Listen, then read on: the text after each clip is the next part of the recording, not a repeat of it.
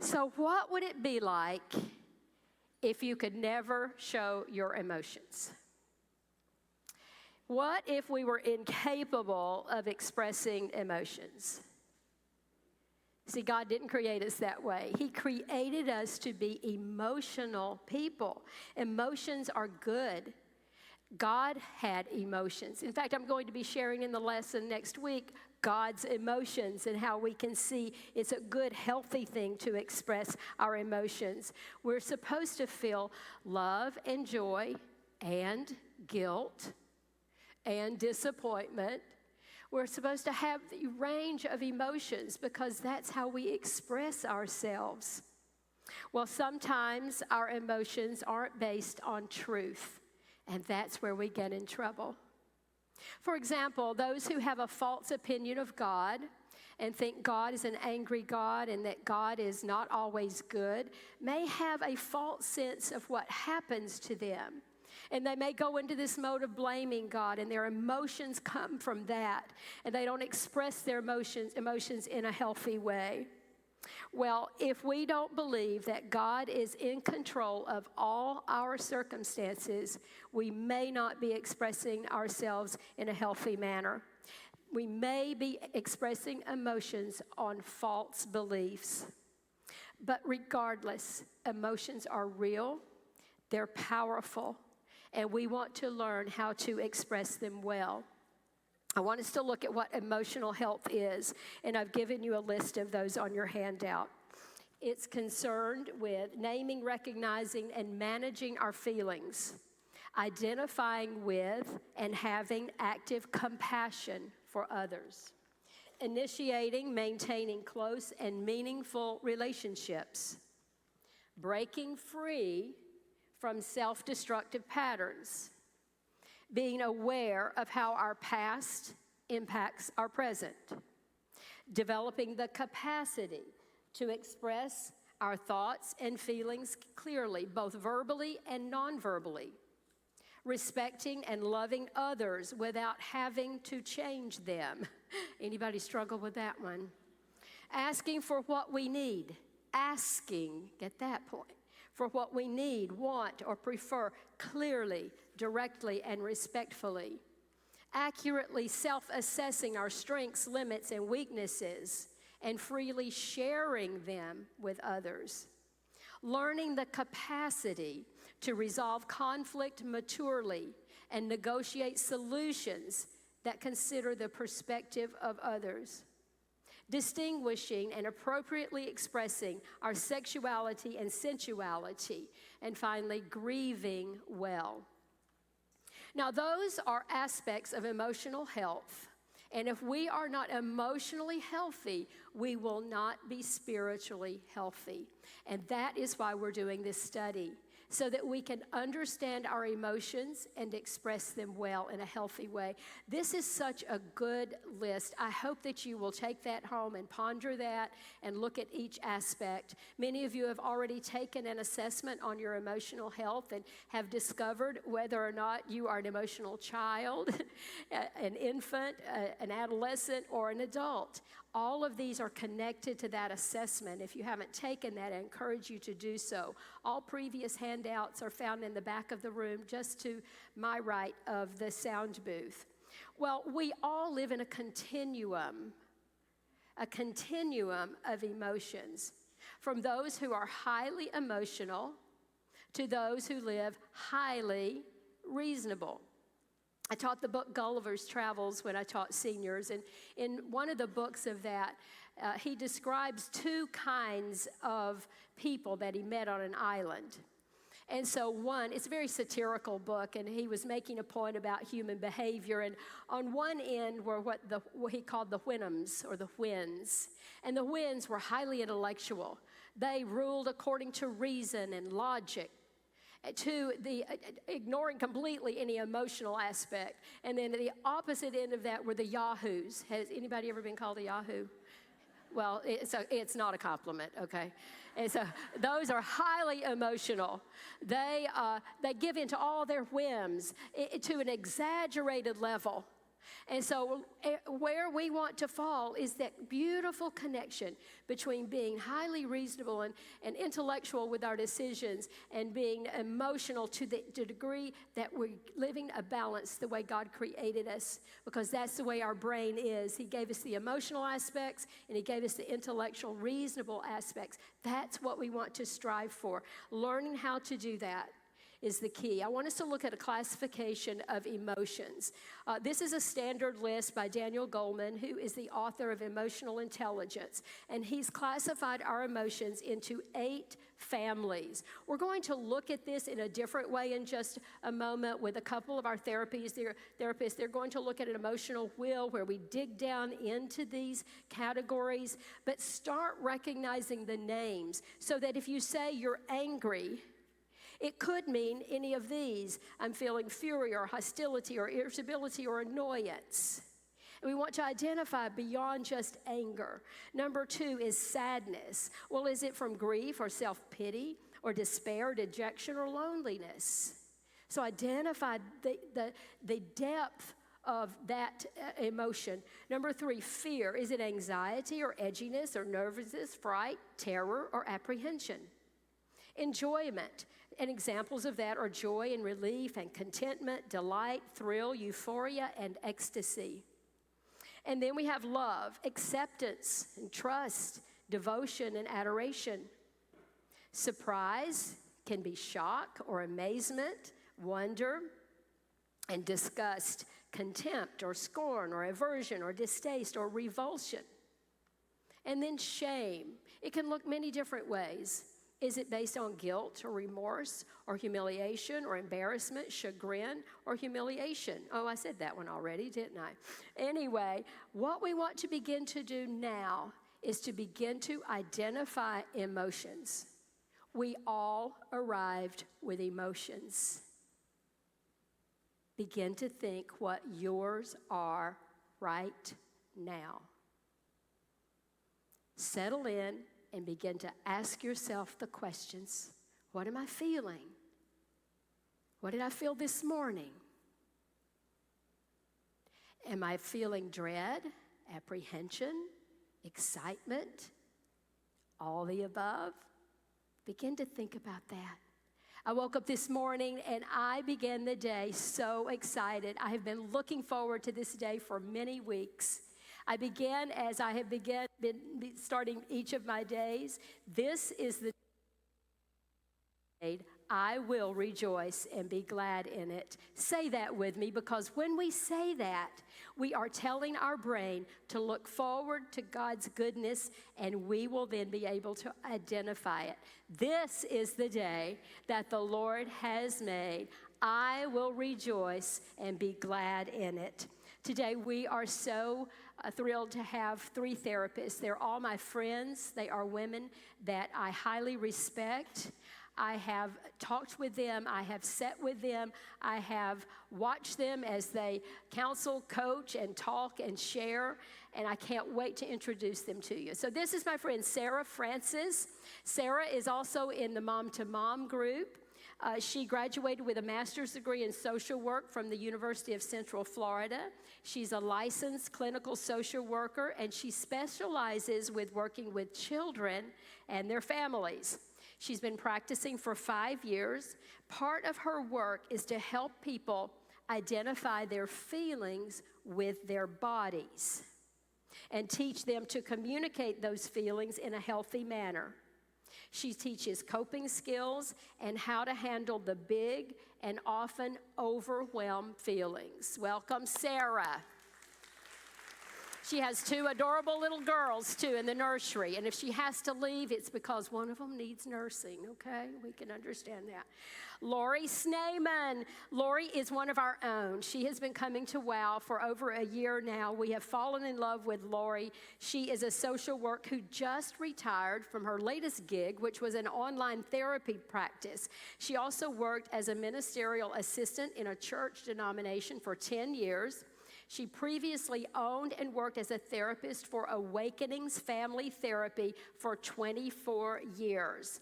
And she was also on the faculty of Michigan State University's School of Social Work, and before that was a program manager for 2 hospital psychiatric units. Whoa. And she is an author and speaker. Lori, thank you for sharing with us today. Barbara Driscoll is another friend who is a retired marriage and family therapist. She has a master's in Christian leadership and a doctorate in marriage and family therapy from Fuller Theological Seminary. For over 30 years, she worked in hospitals, residential treatment facilities, women's shelters, child abuse centers, and adult mental health. She helped create a mother and baby residential facility for troubled teenagers. She is a member of Christ Church, and she currently leads our Grief Share support group on Wednesday nights at 6 p.m. Thank you, Barbara. I hope you're already impressed and eager to get started. So, Sarah, we're going to begin with you. Sarah is going to take a look at our emotional life. She's going to give us some definitions of emotions, and then we're going to get some strategies so that you can take home and put them into practice. So, Sarah, you may begin. Good morning. I don't know if you can hear me. Oh, there we go. Now I can hear myself. So as Kathy shared, I'm here to speak with you all about emotions. We're going to look at emotions, how to identify emotions that you Sorry, it's the first time I've ever done speaking with a microphone, so forgive me, please. So we're going to look at identifying emotions that you experience inside your own body, and finally I'm going to teach you a couple of coping skills that you guys can use today. So I want to start with a fun fact for you. There is not one scientific consensus on a definition for emotion. This is because emotions vary from person to person and across cultures. For example, I will experience anger very differently than any of you. I tend to yell when I get angry. Some people really shut down when they get mad. I'm also feeling very nervous. We're talking about emotions, right? I can share that with you guys. So there is one definition that I really like about emotions, and it's from Don and Sandra Hockenberry, and they suggest that emotions are mental states made out of 3 components. So you have the subjective experience, which would be what's currently going on with you at the moment. So for me right now, I'm giving you guys a talk.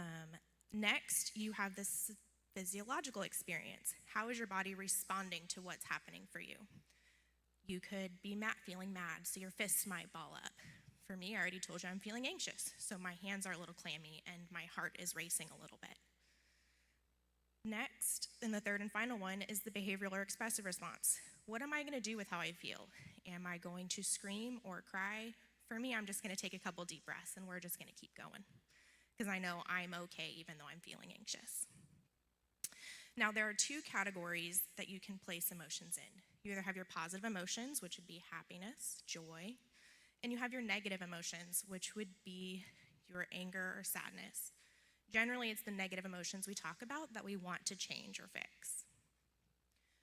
With that being said, why would we want to be able to identify our emotions?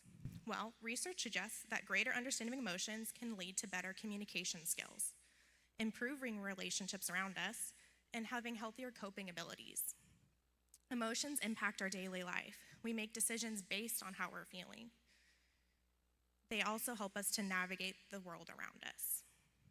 So with that in mind, let's look at a tool that can help us identify our feelings. So in your handout, we have the emotion wheel. As you can see, it's a big cluster of emotions. In the center, you have the core emotions, the sad, mad, angry, disgusted, etc. And then you branch out into the more complicated feelings that we may not have learned as a child. So when we're looking at using the emotion wheel as a tool, there's kind of 2 ways we can look at this. The first being you can identify your core emotion and kind of work your way out. So if you're feeling angry, maybe also you're feeling aggressive. and kind of working your way out that way. The second way, which I feel like is a little more helpful, is identifying the emotion on the outermost wheel and kind of working your way in. I think a lot of times people are surprised at what emotion lies at the core, and it may not be the one that you thought you were actually feeling. So we can look at worthlessness as an example on the outermost wheel. I apologize. I left my copy in the car. I had 2 babies and they were screaming. It was a whole thing. So we look at worthlessness, and then working our way in, we could also be feeling kind of weak or insecure, and that ties into being fearful. I think for me, when I first looked at this example, I was kind of surprised it wasn't tied with feeling sad or angry. So that, I feel, is helpful to work your way back and kind of see what the core emotion is.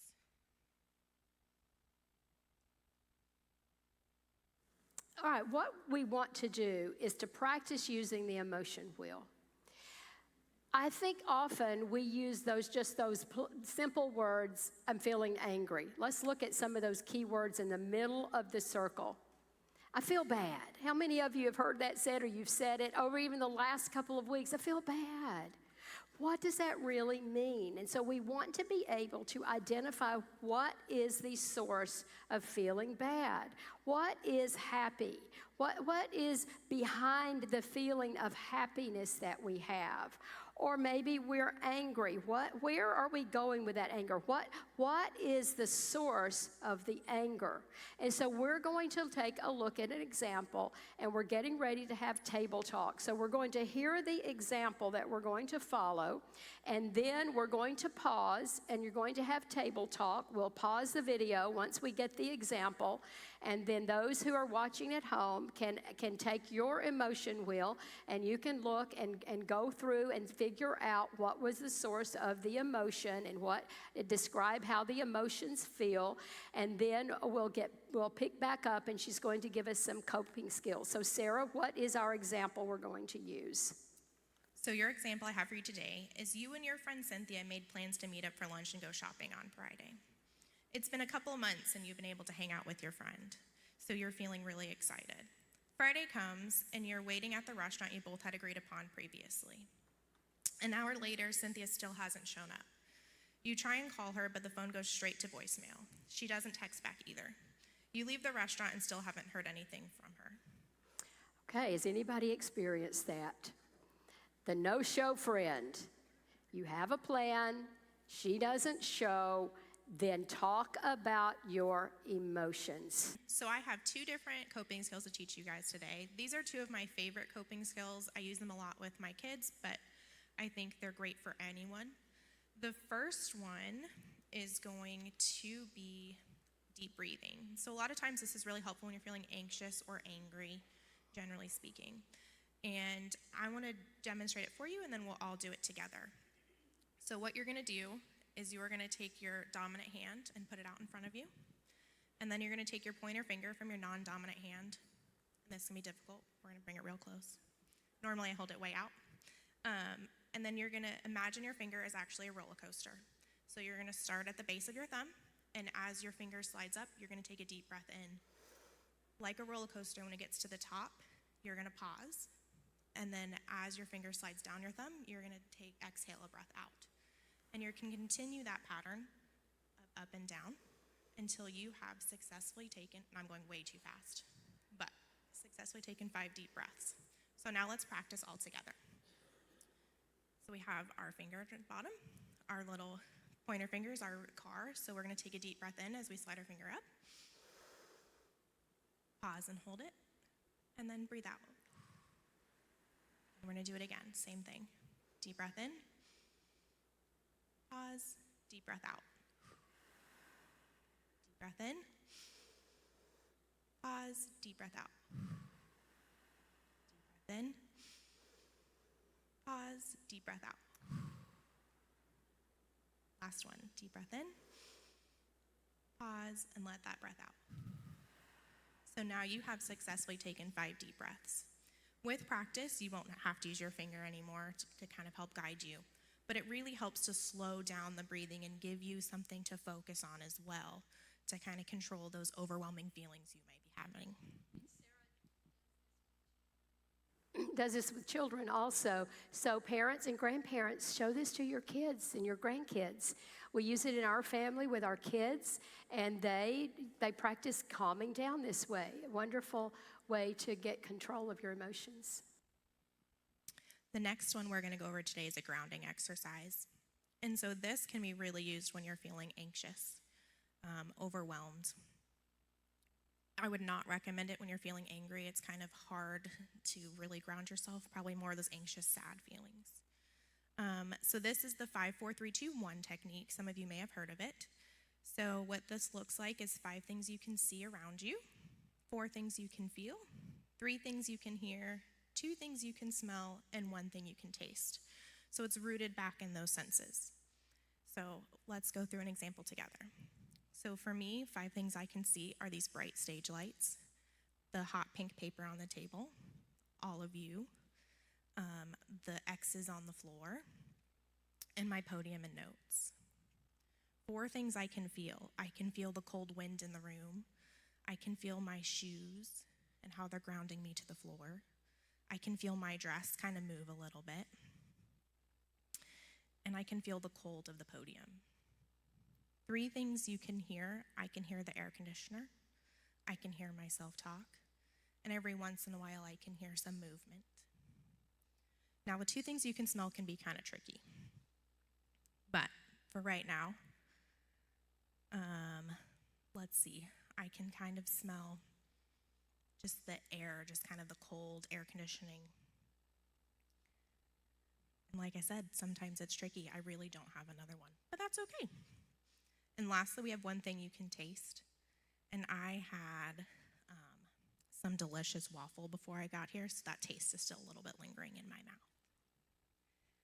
But as you can see, it's bringing you back to your senses. So bringing back to what's around you and back to your focus and back to your body.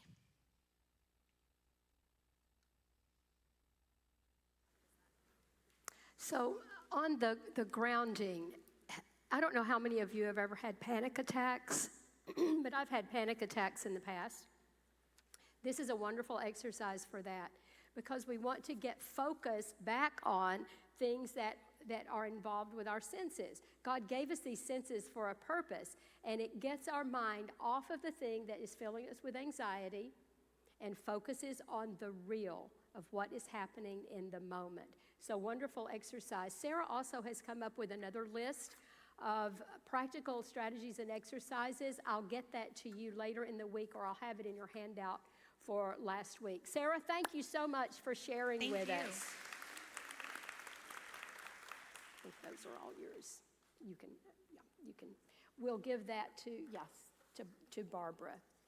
Okay, let's now take a look at next. We're going to hear from Lori Snyman.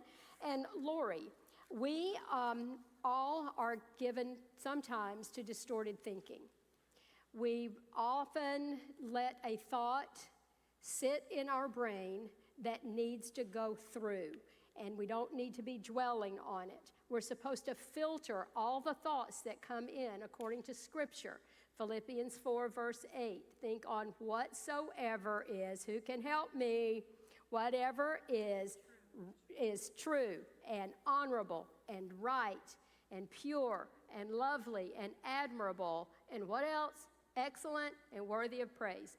That's our filter, the things we are supposed to think about. But that doesn't always happen. We think on other things.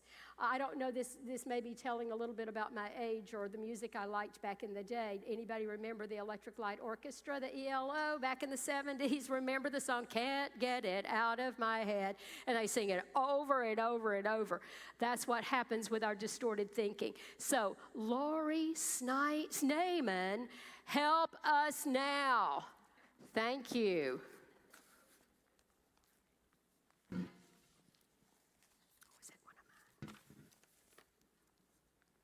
Well, most of us really want honesty in our life. Wouldn't you agree? You want your husband to be honest. You want your kids to be honest. You want your banker to be honest. You want your doctor to be honest. but most of you are not honest with yourself. You tell yourself lies, and it's become kind of a thing with you where you are not even aware, and the more you do it, the more it becomes a part of you. And I'm here to tell you that the most effective way to start cleaning up the way you're thinking is to recognize what you're doing wrong. So you have a handout. I have that also. You have a handout that you can look at, and it may be God is telling you that when we look at some of those, you can recognize that that is an issue for you. So if you would just like circle it, you can circle it quietly so nobody sees what you're circling if you want. But Aaron Beck from Feeling Good is the one who created this list. And he said that these cognitive, which is another word for thinking, these cognitive distortions or biases often will impact us in such a way that it sets us up to be ashamed, it gives us stress, and it actually can lead to anxiety and depression. So these are the things you do not want to have in your life. So let me give you the first one, which is the all or nothing thinking. That is usually called black and white thinking. It's either this or it's that. Everything is an absolute, which the truth is there's a lot of gray in things. There are things that are principles that you can't change, but there's a lot of things that we can be in the middle of. So I might say if I'm going to have a problem with my speech, then I'm never going to go up front and help Kathy with any of her programs. Or I might say those Oreos on my counter, if I eat one or two of them and they taste really good, I might as well eat the whole package and get rid of it, because then I won't be tempted to eat it anymore. Any of you ever think that way? Let's go to overgeneralization. Because something happened, you believe it will always happen in the future. So you're going to be thinking that I need counseling when I'm done. I'm going to share with you a few things from my life. My grandmother was really something. She decided that because her mother died at age 65, she was going to die also at 65. She would, sometimes when we would call her, we'd say, "Hi, Grandma, how you doing?" She'd say, "Oh, I just almost fell down the steps and killed myself." And when she would answer the phone, she'd go, "Hello." And we always felt so guilty that you hadn't called her. I remember one time I said to her, "How you doing, Grandma?" And she said, "Well, I haven't eaten in a long time, so I guess I'm okay." And I said, "Why haven't you eaten?" She said, "Well, I thought you might call me, and I just didn't want to have food in my mouth." She used to tell me about the obituaries all the time. Do you know what? Grandma died at 99. We had 30 years of that.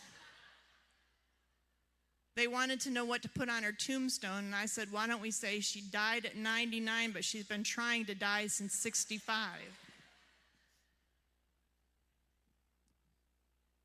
So let's go to mental filter. Mental filter is when you only pay attention to certain information or you focus on what you select to believe and consider. Now, I did a lot of marriage and family therapy, and I guess you probably did too. I remember that one time we had a husband and wife come in, and she mentioned in the conversation how her husband never takes her on a date. He never gives her any gifts, and he's so quiet, he never talks.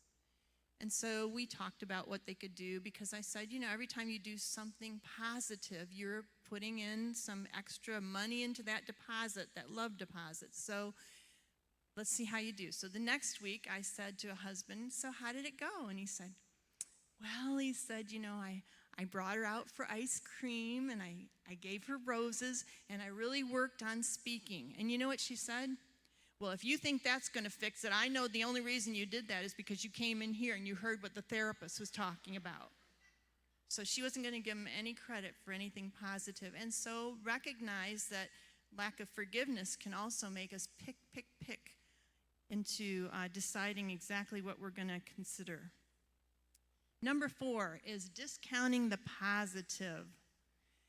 So You probably are all guilty of this, right? I'm really guilty. Oh, I really like your dress. Oh, this dress, I just got it at a garage sale. You ever say that? Or this man gave me this nice compliment. He said, thank you for taking my mom shopping. That was really nice that you would take her grocery shopping. And I said, oh, I had to go grocery shopping anyway, so it was no big deal. But what happens is if you don't accept people's compliments, over time they think, why even give them to you, because you don't really believe them or you don't really accept them. So you kind of set yourself up to have a relationship like that. Jumping to conclusions. You're going to think I really need therapy. Okay, so here we go. So I was in the dining room and my husband was at the table. And I said to him, we need to be there at 6 o'clock tonight. And as I'm talking to him and giving him this vital information, because I'm in a hurry. Do any of you get in a hurry? And I need him to listen to me right now and get it, right? And you know what he was doing? He was on his phone looking at videos. I was so mad. Do any of you ever get mad? Let me see on that wheel. Disrespected, disappointed. And I was thinking about what I was going to say to him. I was getting angry, and actually I was working on a seminar for emotional intelligence, so I held my lip. But I was thinking about, I could roll my eyes and go, oh, this is just ridiculous that you would do this to me. Or I could just walk away and he'd go, well, where did you go?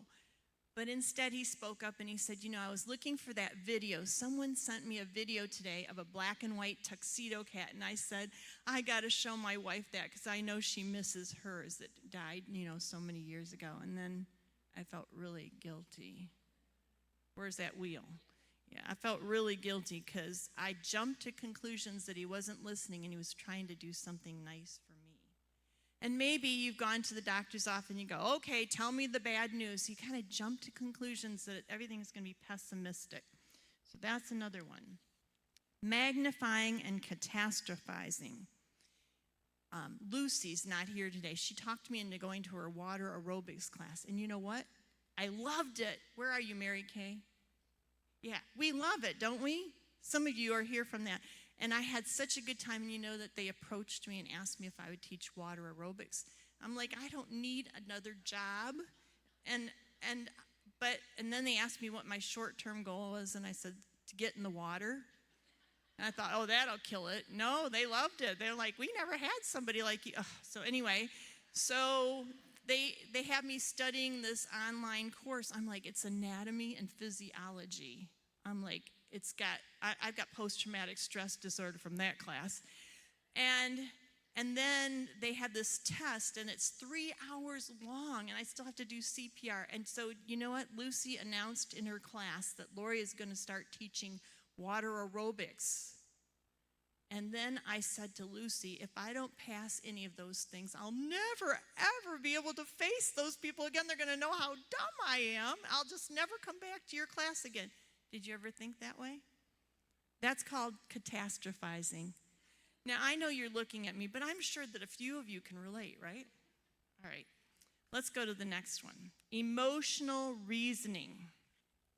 Maybe you get up on Friday the 13th and you say, this is the day the Lord made. But some of you might go, it's Friday the 13th. It's going to be a terrible day. And even though 10 things happen that are good, you only look for the bad things and you just make them worse. So, or somebody honked at you this morning on the way here to WOW, and then you think, I'm probably a bad driver. I probably shouldn't be driving anymore. Okay. Where are we on the wheel? Okay, back. Should. Oh, I love shoulds. I just love shoulds, never, always. These are just really good because they help motivate me, don't you think? That when you say I should have the house clean, they should have given me a bigger birthday gift or whatever. Don't you think you just kind of set yourself up for some difficulty? So anyway, I had this in my mind. I should never eat ice cream because it's so high calories and I'm going to gain more weight. Or I might say, I need to be liked by everyone all the time. What do you think of those? Think I'll be disappointed? Yeah, I have a sanguine personality. There are some melancholies that really don't like sanguines. They tell me that. So they're like, what are you going to say to me, and what are you going to do in front? Yeah, so like you have to be really careful with some of those things. Okay, labeling is another one. We can call people different names, and that's not very nice. And when you start to call a person a name, they actually live up to it. I had a friend who used to say about her son all the time, he's so shy, she'd say, and he'd hold his head down. It was like he created a shy person because she kept saying that. The worst one is at Walmart. Do you ever hear terrible things at Walmart? This mother yelled at her little boy. Evidently, he wasn't sharing his toy with his little brother. And she said, you're a criminal. I'm going to call 911 and send you to jail. And I could hear him crying all the way through Walmart. I don't want to go to jail. I wanted to go follow them. It was really sad. But labeling is discouraging, and it actually makes it worse than it was. Personalization and blame. A young woman got pregnant, and she told me her father said to her, what did you expect? You were wearing such tight jeans. So about a month and a half ago, somebody that I knew of, actually they were somebody who's a friend sent me for counseling, and she just started reaching out to me because she was in the hospital. And I said to her, we were texting, just texting, and she said, well, she was there, and she'd had some delirium, and she was really ashamed, and she just thought she'd reach out to me. And I kept trying to encourage her, and she was discouraged because her church didn't come to visit her, and no one really seemed to call her, and her pastor didn't come to visit. And I thought maybe I should do something, but she's in Michigan, and I'm like, I didn't do anything. I looked at my last text, and I texted her on July 30 and said, are you still in the hospital? And she said, yeah, now I have leukemia. That's why everything's so messed up. And I said, that was really sad. Well, last week I was on vacation, and I was in the middle of the ocean when I got a text from her daughter saying that she died. Well, the devil's really good at giving us a thought. My first thought was, I should have sent her flowers. I should have gone and visited her. I should have reached out to her. I should have called her. But the truth is, it's not my fault that she died. And we always have these guesstimate feelings where we think that if I had done something differently, maybe it would be different. I have a friend, Chris, whose daughter died on a date with her boyfriend, and Chris has blamed herself for all these 25 years. If she only didn't let her go on that date with that boyfriend, she'd still be alive. So we have to recognize that personalization and blame are an issue. So you might say, well, this is good information. This is good. I'm not here to give you good information. I'm here to help you to have a better life and to get rid of some of that fear and anxiety and shame that you might have. And so there's a Bible verse from David, our favorite person that we've been hearing Kathy talk about, Psalm 139, 23 and 24. It says, search me, God, and know my heart. Test me and know my anxious thoughts. Do any of you have anxious thoughts? See if there is any offensive, anything that's not truthful would be offensive to God. See if there's any offensive way in me and lead me in the everlasting. And we're promised that when we give these issues to him, that he takes them and that he changes our mind and he helps us to live differently. So that's a really great benefit. If you in any way acknowledge that you have some of those issues, nobody has to convince you of that. That's a gift that you see it. When we acknowledge things, we can get through them. And so I thought maybe you could repeat this after me. Are you ready? I may not be what I ought to be, but I'm sure not, well, let me say that again, but I'm sure not what I used to be. Today, with God's help and grace, I can be all that God envisions for me to be. That would be my wish for all of you.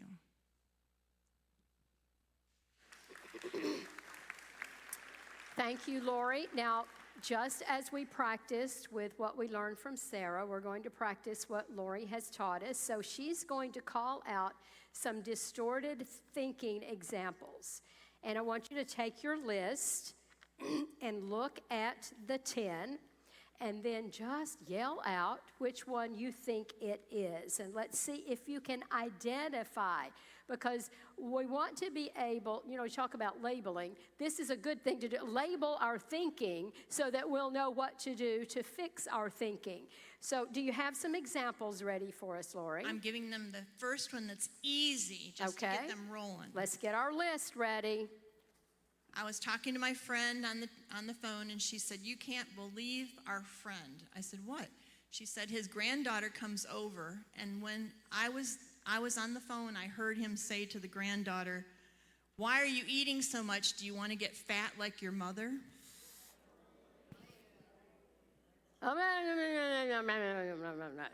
Did you hear the right word? What is it? Labeling. Labeling, very good. All right. So I have a couple more. My mom, can we talk about my mom? None of you are going to talk about my mom if you ever meet her, right? She's 94. So she had a dizzy spell a week and a half ago. And so she told me, every morning when I get up really carefully. I said, "How long was that dizzy spell?" Well, the first one was 10 minutes, and then one several months later was, a little longer. And she said, "Every morning when I get up, I'm just sure that I'm going to have it again. And so I walk really carefully because I don't want to get dizzy and I don't want to fall over. And I just don't know whenever it's going to happen, but I'm waiting for it. So I'm just going to keep my eyes open in case that ever happens again." What is it?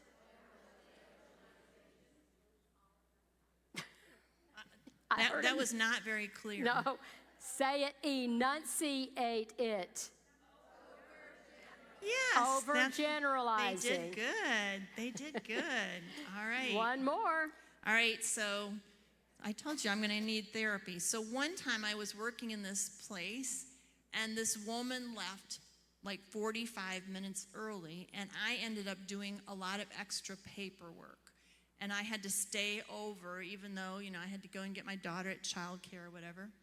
And the next day, wouldn't you know, that the same lady picked up her purse 45 minutes early, and I was mad. And I said to her, "Are you leaving early again today?" And she said, "No, I'm just going to the washroom." And then she said, "I left yesterday because I had permission. I had a doctor's appointment." Boy, they were on that one. Would you quit jumping to conclusions about what that one is? There we go. They did. They did a good job. They did. Thank you, Lori Snyman. We appreciate share. Is going to help us better understand our emotional life by looking at our life through the years. So she's going to be sharing, first of all, about Maslow's hierarchy of needs. How many of you ever studied that in school? No, so you know a little bit about that. Now, Barbara did something very interesting in her career. She used that tool, and then she created an additional tool based on that to show what happens in life as what she calls your pie. You're an emotional pie. And so she's going to take pies, and she's going to show what fills up your pie throughout the years. And then as we close today, we'll be looking at your own emotional pie, and you can fill in the blanks to see why you do the things that you do. And then we'll look at next steps for that. So Barbara, please share with us and get that mic close to your mouth. Yes. Yes, she did. Anyway, loud enough. Maslow's is very familiar to all of you, I'm sure, just about. And this really appealed to me from the beginning when I first studied it. And my first thought is that if you look at the bottom three levels, These are what a newborn needs to thrive. They can survive without them being fully met, but to thrive, we've got to have 100% of those needs met. Realistically, did we actually, any of us, have 100% of our needs met?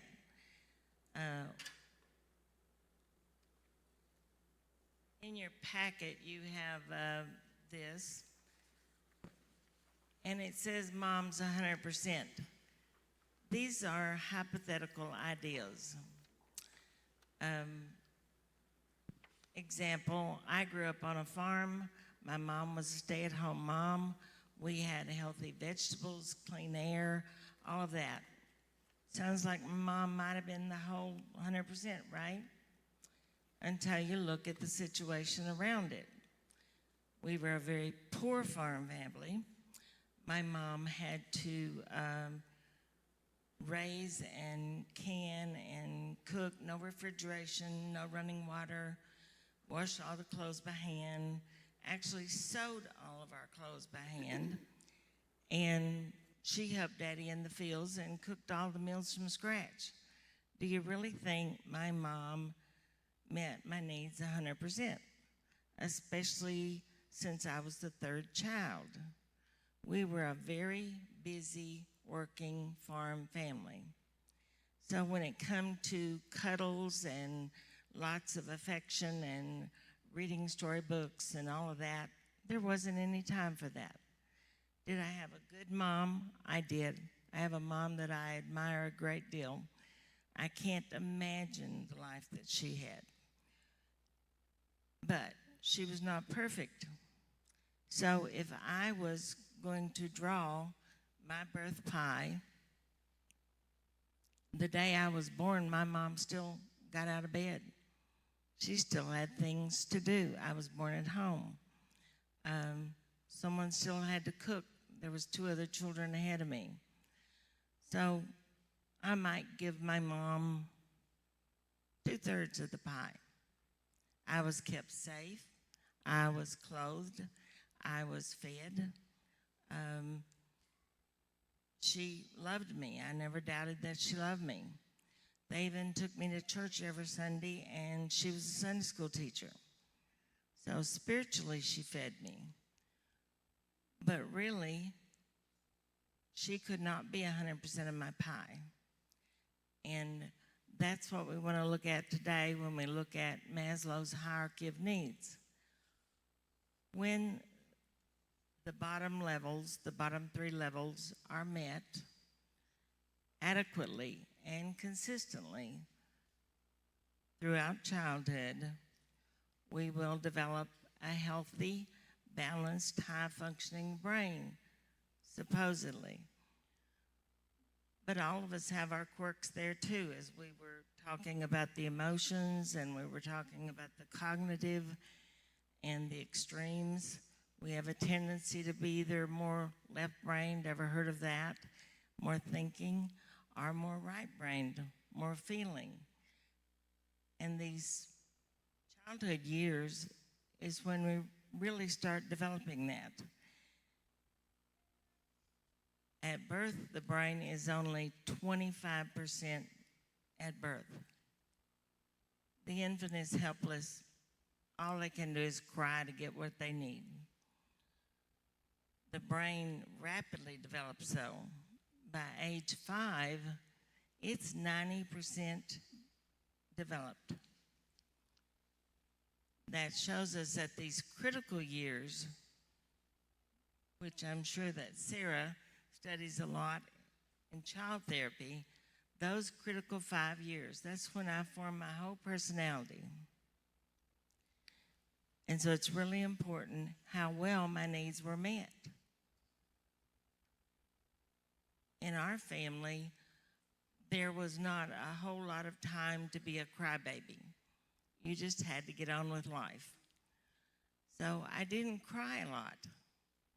In fact, I developed a really strong left brain. How that affected me later in life when I began to grow spiritually. is I knew I had been raised on the Bible. I had gone to church 2 or 3 times a week. I did not doubt that the Bible was true. I didn't doubt that God loved me. But that was all with my thinking brain. Emotionally, I was struggling with that feeling in our emotions wheel.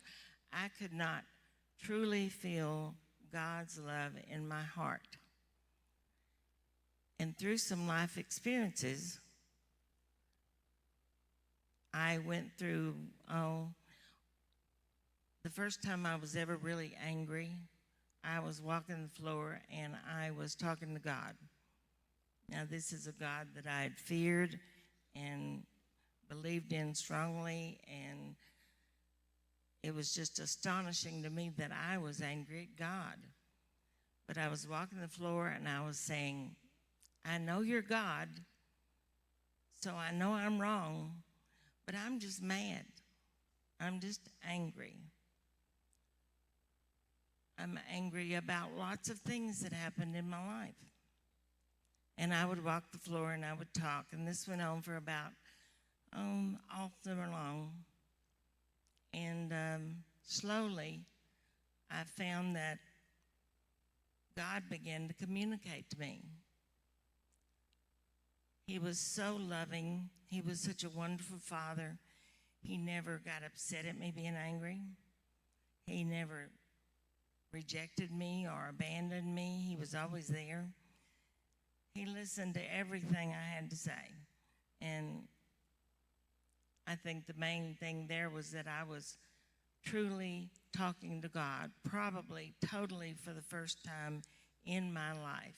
Not some formal prayer, not memorizing scripture or studying the Bible. I was doing this personal thing with God. And before I was through, one day I felt him. I felt his presence in the room. And I felt the Holy Spirit telling me that. He just said, I've always loved you. And I felt it. The next time I went home to visit my family, I was sitting across from my mom, and she looked across the table at me and she says, there's peace in your eyes. I don't think she'd seen that peace for many years, if ever. So understanding, Maslow's helped me understand as I began to look at how well those needs were met, and really got honest with myself about what relationships were in the pie, about the things that had happened in my life, because bad things happening in life can cause deficits. And so there's just this big empty space. The adolescent street kids that I worked with, they were very broken, and they lived with us in our residential treatment facilities until they turned 18, often beyond. To help them understand, possibly, why they behaved so badly and did all the things that they did was like a light bulb going on. Suddenly they could accept themselves. They could begin to love themselves. And that all started with this Maslow's hierarchy of needs. As I would take, and in my group, I would draw the pyramid on the board and show these first 3 levels. And then I'd just draw a circle. And I would ask for a volunteer, and I would say, who was there the day you were born? Often their mother didn't even keep them. They were kind of thrown away the day they were born. Yes, there was a nurse or, someone there. They did survive. They were sitting there with me. But did they really feel loved and protected and safe? And did they have enough food all the time? A lot of the times they had not. Many of my kids had eating out of dumpsters. They had been picked up off the streets. Life is just difficult, and it's messy. And maybe no one in this room had a really difficult life, but I just think that surely somebody identifies with me. So as we look at these needs, what you see in the different pies at these significant stages are the ideal. That's if you had a family of origin that had plenty of money and plenty of time and just was always there for you. What we'd like to do is take and diagram those pies more realistically. Not so we can say, oh, what a horrible life I had. That's not the purpose of this. It's just to have some understanding about why maybe you became more left-brained or more right-brained, to understand why maybe you had trouble controlling your emotional outburst when you were a kid. Maybe you got into trouble a lot. Maybe you had some fights, either verbally or physically. You know, throughout your examination of this, there's a mindfulness handout that goes with the emotions wheel that Kathy likes to use, and that goes with our thinking side, our reasonable mind. And the goal, this workbook that has this diagram in it, it is to teach, it's a behavioral therapy to teach us how to use both sides of the brain. So I would literally sit down with a client and they would be really upset about something. And so we would look at all the emotions that they were feeling.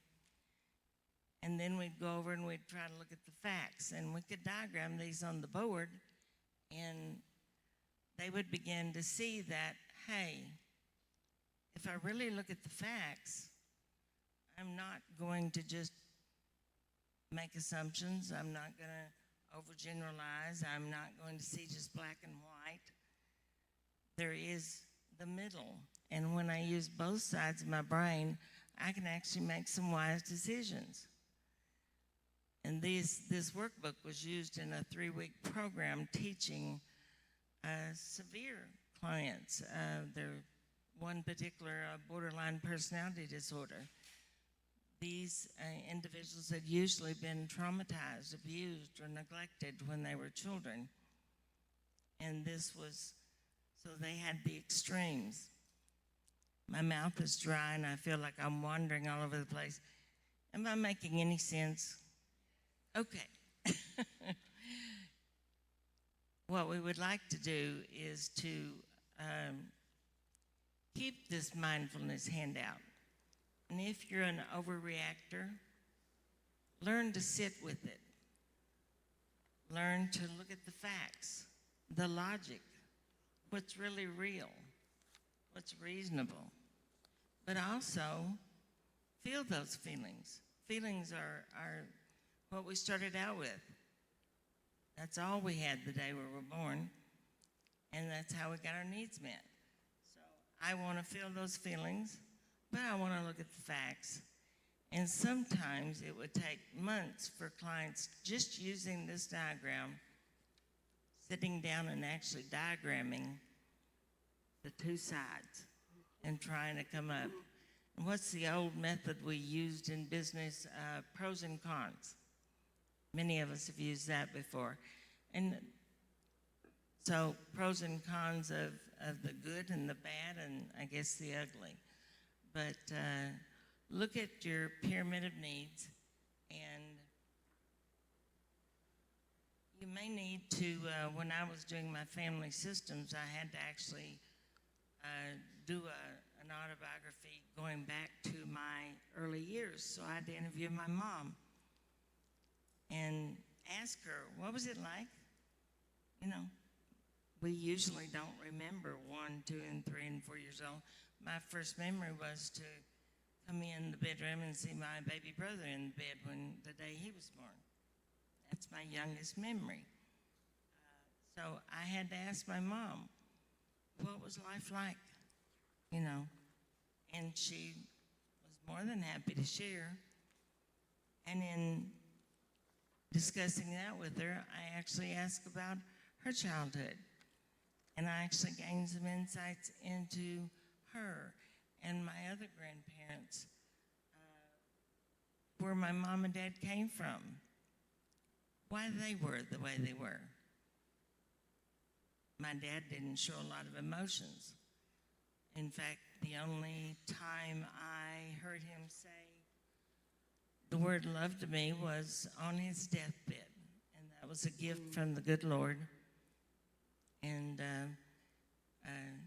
my dad just looked at me and said, "Daddy really loves you." That's a wonderful emotional memory. It doesn't matter if I'm 30 years old when that occurs. It comes in and it fills in a slice in that emotional pie that was empty.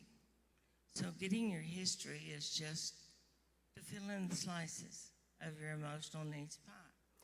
Barbara, thank you. What we have done is we've gone on an emotional, historical journey into Barbara's life. And what we've discovered is that the way she handled her emotions go back to her childhood. And it's the same for all of us. And understanding that and sorting through and doing the hard work to move forward is the challenge for all of us. In a couple of weeks, we're going to be doing just what she described.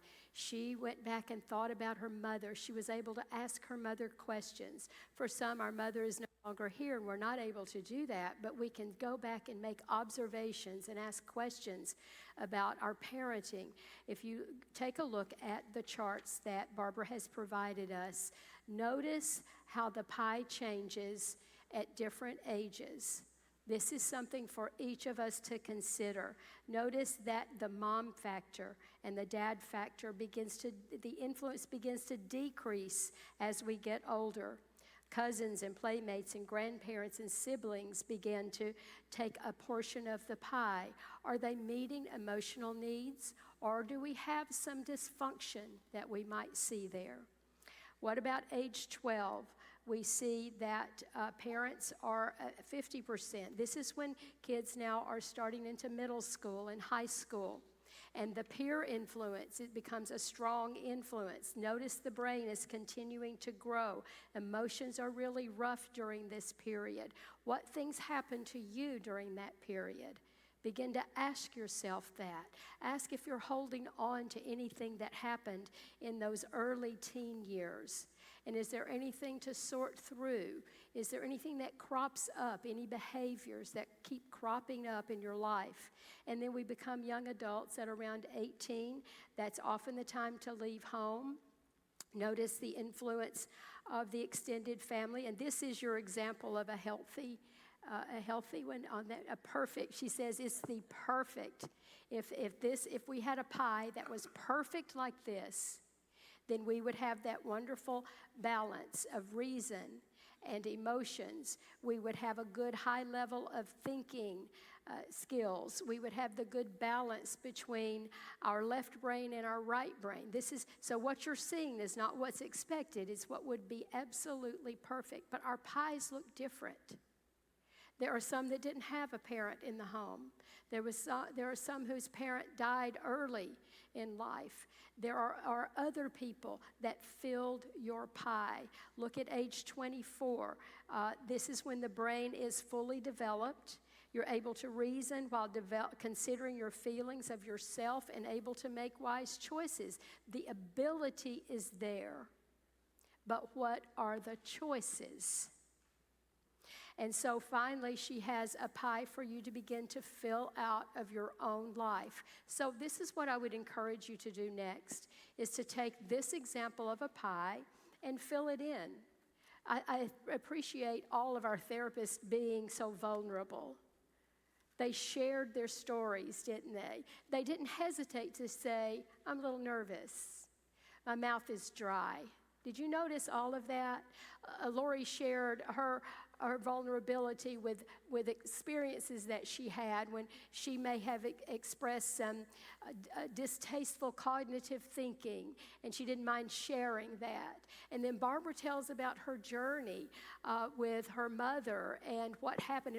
I mean, most people aren't willing to have an open conversation in front of 120 people and a wide audience out there. I appreciate their vulnerability. This is where we want to be. It's a sign of emotional health when we're vulnerable and willing to share. And I dare say not one person judged these women for opening. You leaned forward. I saw many of you leaning forward when they were sharing and being vulnerable, and you were cheering them on.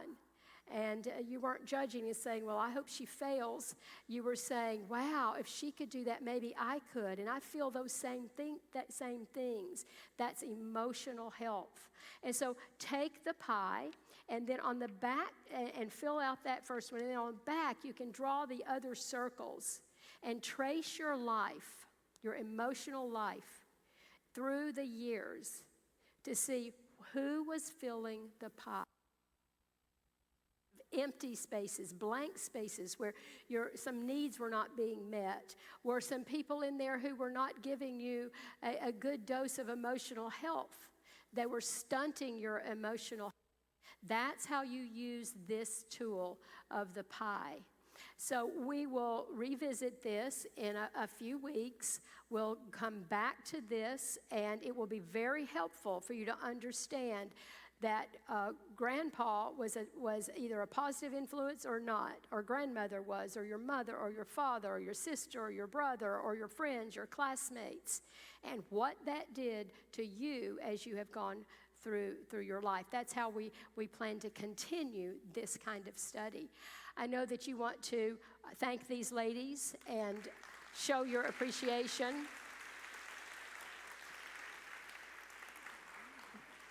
You're getting a standing ovation.